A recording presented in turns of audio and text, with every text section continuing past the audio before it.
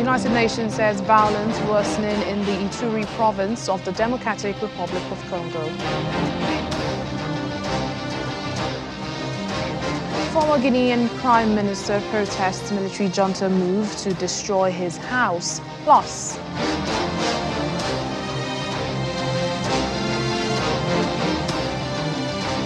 about 4.5 million Somalis are affected by drought. Hello and welcome to the program today. I'm Layo Adegoke. The United Nations is voicing concern over the deteriorating security situation in Ituri province in northeastern Democratic Republic of Congo, which it says it's affecting humanitarian agencies' abilities to deliver assistance to hundreds of thousands of internally displaced people. According to the UN Office for the Coordination of Humanitarian Affairs, an estimated 400 civilians have been killed in the region and more than 83,000 people have fled their homes since the 1st of January because of the violence. The violence has also forced aid agencies to either delay, suspend or relocate their operations. The UN says 1.9 million people were displaced within Ituri and some 3 million others were severely food insecure. Many armed groups operate in conflict-torn Ituri and neighboring North Kivu province, where martial law is in place since last May, and that has failed to end the bloodshed. Well, the Democratic Republic of Congo's army says Rwandan soldiers supported M23 rebels during an attack on Monday near its border with Rwanda and Uganda. The DR Congo's army said it had captured 2 Rwandan soldiers involved in the attack and presented them at a press conference. However, in a rejoinder, the governor of Rwanda's western province said Rwandan army was not involved in that attack in Congo. Francois Habitego also disowned the names of the alleged Rwandan soldiers captured in Congo and said the Congolese army should have used verification mechanisms between the two countries. The Congolese army had said the rebels attacked its positions in Shanzu and Runyonyi.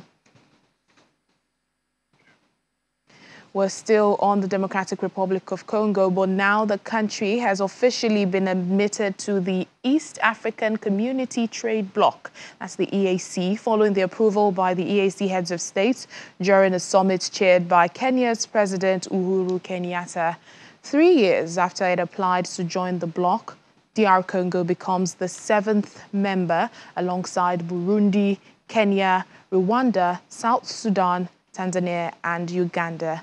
Well, its citizens will now be able to enjoy the privileges that come with membership of the community, such as free movement of people, goods, services, and capital. However, restrictions will not be lifted overnight from Tuesday. DR Congo's parliament will still have to ratify the EAC laws and regulations and deposit the instruments of acceptance with the Secretariat before they come into effect. DR Congo's consumer market of close to 90 million people is expected to expand the regional market to cover close to 300 million people. Move on to Somalia now. The country is currently one of the most severely drought-impacted countries in the Horn of Africa. According to humanitarian agencies, some 4.5 million Somalis are directly affected by this drought, and about 700,000 people have been displaced. Standing in front of his makeshift home in a camp for internally displaced people in southern Somalia's Liquid district, Ahmad Yaro looks towards what remains of the Juba River and shakes his head fondly. Mr. Yaro is one of the hundreds of thousands of Somalis displaced by the country's most recent and worsening drought, leaving their homes in search of food, water and shelter. Of all the drought I've experienced in my 70 years of age, I've not seen anything as severe as this. The Liquid district, located in the federal member state of Jubaland, Gedo region, is intersected by the Juba River. For more than 3 months now, the river's waters have steadily dwindled, leaving only brown puddles. In the camps, there's a palpable mix of relief and despair amongst the displaced. After walking for several days, Fatuma Masal and her family arrived at the Boyle IDP camp, joining more than 4,000 people seeking aid. We need food, shelter, water, and other basic human needs. We lost everything in the drought. We are farmers, and we also had our livestock, but all animals died. The country has seen 3 consecutive failed rainy seasons, and the 4th rainy season that is supposed to start in April and continue through June is also projected to be below average. And if that happens, then we are talking here about a risk of famine. The Boyle IDP camp is one of the several camps which have sprung up around the country as desperate people move to locations where they hope they can get help. The United Nations and its implementing partners have been heavily engaged in providing aid support. In February, they collectively reached 1.6 million people with assistance. But with the country's federal authorities, they are calling for more funds to provide urgent humanitarian aid. As we speak now, 1.4 million under 5 years of age are severely malnourished. And if we don't step up our intervention, it is projected that 350,000 of them will perish by the summer of this year. The situation cannot be more dire than that. So I call on all those who are able to contribute, and that includes the Somali diaspora, the business community, the traditional and non-traditional donors, everyone to act and to act now. In the 2022 Somalia Humanitarian Response Plan, the United Nations seeks nearly $1.5 billion to provide humanitarian assistance to 5.5 million of the country's most vulnerable people, including 1.6 million IDPs, 3.9 million non-IDPs, and people living with physical challenges. As the war in Ukraine rages on, impacting global food and fuel prices, citizens in Tunisia are wandering between empty supermarket shelves and bread queues amid a deepening political and financial crisis impacting the country. Investment bank Morgan Stanley is heading for a default if the current deterioration in its finances continues. Or the country, which subsidizes domestic fuel prices and some foodstuffs, was already seeking a foreign rescue package before the war in Ukraine led to jumps in global prices of certain commodities. 58-year-old Lofty Ajmi has been running a small bakery shop in the Tunisian capital for 20 years and says he can no longer find flour or semolina to bake bread, which has severely impacted his sales. It's affected us so much, the war in Ukraine, that we can no longer work. Before this war, I could secure semolina every day in the range of 50 or 60 kilograms and make bread. With the war, we could no longer find even a little of the semolina for us to work. This is a big crisis. The crisis forced the father of 3 to close his shop for 2 weeks as he could not secure flour. He only worked for 13 days this month. Tunisia faces a political and economic crisis as President Kais Saied focuses on rewriting the constitution after instituting one-man rule despite warnings of imminent collapse in public finances that threaten national bankruptcy. Economic analyst Ridha Chikandeli says the conflict in Ukraine has 3 repercussions on the country. There are financial repercussions on the trade deficit because the cost of importing oil and grain has risen, and these will lead to a decline in the value of the Tunisian dinar and have inflationary repercussions. A small team of IMF staff visited Tunisia last week for further discussions about a possible IMF-supported finance program. Nevertheless, Tunisia's powerful UGTT union informed the delegation that it rejected the government's reform proposals, especially lifting subsidies and freezing wages and hiring. An IMF deal is seen as vital to unlock other possible bilateral financial assistance from donors that have repeatedly bailed out Tunisia over recent years. Guinean military authorities have destroyed the private residence of former Prime Minister Cellou Dalein Diallo. The junta, which said it was targeting irregularly acquired state property and substandard buildings, ordered Mr. Diallo to leave his residence mid-last month. Well, the former Prime Minister contested the move, saying it was his private property, having bought it from the state in 2005. Demolition was over the weekend, while an investigation over the matter is ongoing. Government spokesperson Ousmane Galou Diallo, however, says the decision was part of the urgent reconstruction programs. The military, led by Colonel Mamadi Doumbouya, seized power last year, September, deposing Alpha Condé as Guinea's president. Well, the UN Human Rights Office says it is concerned by the deepening crackdown on civil society in Libya. The UN office is now calling on the Libyan authorities to immediately stop aggressive campaign against Libyans that are exercising and defending their human rights, and to immediately and unconditionally release all those that have been detained. We're concerned by the deepening crackdown on civil society in Libya, where arbitrary arrests and a campaign of social media vilification are having a seriously chilling effect on human rights defenders, humanitarian workers, and other civil society actors. Members of the Internal Security Agency and state-affiliated armed groups have arbitrarily detained human rights defenders and civil society actors under the pretense of protecting Libyan and Islamic values, and have subjected them to torture, verbal harassment, and intimidation.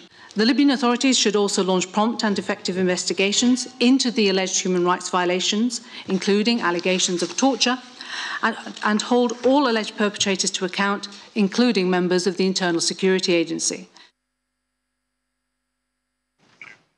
The latest fatality figures of the attack on an Abuja-Kaduna bound train has been pegged at 7, while an unspecified number of persons were kidnapped in the process. An eyewitness told Channels Television that passengers in the first and second coaches were taken away by the bandits, including a pregnant woman and her baby. A former deputy governor of Zamfara State, Mr. Ibrahim Wakala, who was also on the train, sustained gunshot injury during the crossfire between the bandits and security operatives. The incident is said to have happened around 7:45 p.m. on Monday at Dutse village in Chinkun local government area, just few kilometers to the Rigasa train station, which is the last transit point of the train. A source said that the bandits had planted improvised explosive devices along the rail tracks, and when the train got to that point, the bomb exploded twice, thereby causing the train to derail. The mobile policemen attached to the train were said to have engaged the bandits in a gun duel for a while before soldiers came to the rescue about an hour later. In the meantime, the Nigeria Railway Corporation has temporarily suspended operations on that axis, even as the Inspector General of Police, Usman Alkali Baba, Chief of Defense Staff, General Lucky Irabo, and the Chief of Army Staff, Lieutenant General Farouk Yahya, and also top officials of the Nigerian Railway Corporation have visited the site of the attack along the Abuja-Kaduna rail track. The visit by the security chiefs is to have hands-on assessment of the security situation around the general area of the attack, and also to inspect the attacked train as well as the rail track to evaluate the degree of damage. We have more stories for you on Network Africa still ahead. South African jazz artist dedicates new album to the great Miriam Makeba. More details in a moment. Please stay with us. Welcome back to the program. We continue here in Lagos State. In order to promote the learning of French language, the Lagos State government has organized the French quiz competition for public schools. The State Commissioner for Education, Folashade Adefisayo, says the 2022 French competition will promote multilingual as well as produce future leaders of international languages. One of the priorities of Governor Babajide Sanwo-Olu's administration is improving the standard of education, the third pillar of his theme agenda.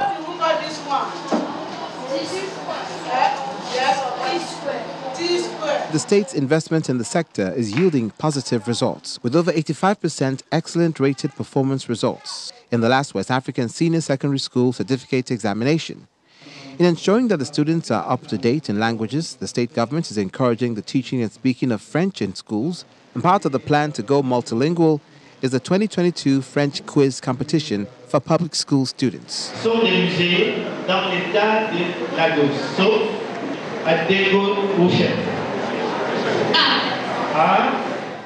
In the senior category, Aguda Senior High School emerges winner, while Festac Girls Junior Secondary School takes first position in the junior category. There is optimism that the competition will generate interest in the students to be multilingual and help produce future diplomats. And what happens today? Our pride, our future, our present. Leaders of tomorrow, leaders of today. And you know you cannot be a leader tomorrow if you don't start practicing leadership today. So my dear students, we are so happy. We have seen your talent. The future is clear and the future is great. The Multilingual International Center is assuring the state government of helping students achieve oral proficiency in languages. The importance of French language cannot be emphasized. As we all are aware, that Nigeria is surrounded by francophone neighbors. We have La République du Bénin at the west, which is close to Lagos State. Le Cameroon by the east, le Niger, et la République du Chad by the north. Therefore, it is imperative for Nigerian students to have knowledge of French language. This is the second edition of the French quiz competition in public schools, an initiative the government says will be sustained for the students' benefit. The International Monetary Fund and Mozambique have reached an agreement on a loan of nearly $500 million. It's the first since the IMF suspended support 6 years ago. Well, the IMF said it expects final approval to be made in the coming weeks. International donors had cut off aid to Mozambique following a $2 billion corruption scandal in 2016. Senior officials are currently on trial for taking out huge loans without informing Parliament or the donors. The suspension of international aid led to the currency collapse and debt crisis in Mozambique, which is one of the world's poorest countries. Head of the United Nations Integrated Transition Assistance Mission in Sudan, UNITAM's Volker Perthes, is saying that the aspirations of Sudanese women and men for a prosperous civilian-led democratic future is at risk. Briefing the Council on the situation in Sudan, she states that the situation has not improved. The country has been without a functioning government since the coup of October 25th, 2021. Protests against the coup and the violent repression of such protests are continuing. The aspirations of Sudanese women and men for a prosperous, civilian-led democratic future are at risk. Unless the current trajectory is corrected, the country will head towards an economic and security collapse and significant humanitarian suffering.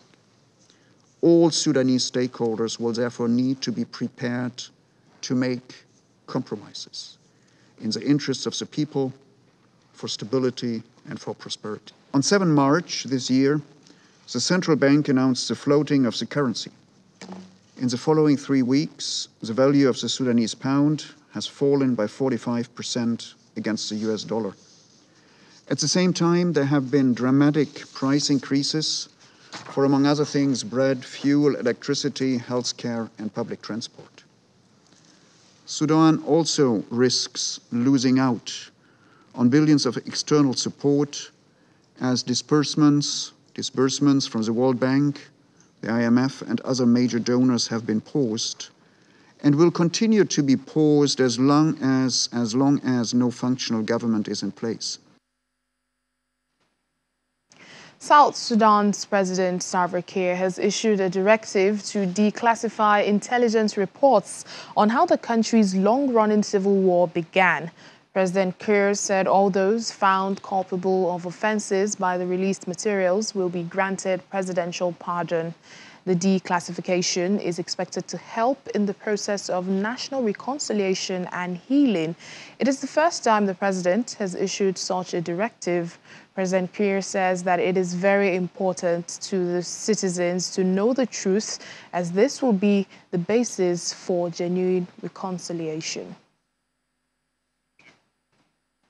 With an attempt to honor the great Miriam Makeba, South African jazz artist dedicates new album titled Zenzile to the deceased. Makeba is the girl from a black township who rose to global fame with songs like Pata Pata and Malaika, and spent 3 decades in exile for fighting white minority. Well, this jazz artist, Somi, seeks Makeba as a great inspiration to her music. There may be no bigger shoes to fill on a South African stage than those of the late singer and anti-apartheid icon Miriam Makeba, but jazz artist Sumi brought the house down at a concert in Pretoria with a new twist on Makeba's greatest hits.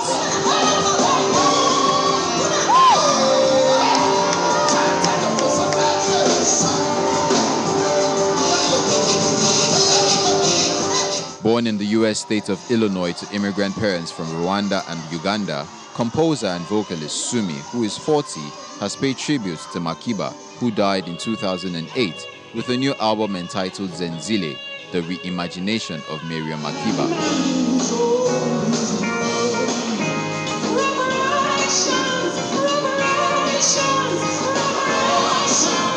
Zenzile was Makeba's first name. The album, which melds new versions of material by Makeba with original compositions by Sumi, was released on March 4, which would have been Makeba's 90th birthday. The album is my attempt to honor the great Miriam Makeba. Zenzile was her first name, her given name, which means you have done it to yourself. So really it's a meditation on the agency she had in her life and the agency she inspired in so many of us. It's also deeply personal to me as a singer, as a vocalist, as an African woman. The space making she did on our behalf as Africans and as African artists, as the first African artist to show up on the global cultural stage. We are all indebted to her. So this is really a love letter to Mama Miriam. For Sumi, Makeba's struggle resonates with racial and social justice battles being fought today, such as the Black Lives Matter movement in the United States and other countries, and the 2020 EndSARS protest that shook Nigeria. Talk about reimagination, because I'm interested in what would it be if Miriam Makeba was here right now? What would her music mean to us right now? And I think what it means to us, especially in these times, in the United States when we're going through the George Floyd protests, the Black Lives Matter, and all of these things, her voice still, you can put on a record and still feel called to arms, if you will, right? You can still feel the importance of her voice, because those issues are still so prevalent right now. Sumi, who in 2021 became the first woman of African descent to receive a Grammy nomination in the jazz category for the album Holy Room, live at the Alte Oper, said she felt Makeba had blazed the trail for younger generations. She really reinvigorated songs that we already know and love and gave them a different twist, a different feel. Yeah, that's what I enjoyed. And her voice is absolutely fantastic. And her friends, who are legends in South Africa already, is like so amazing to see so many talented people on stage on one stage.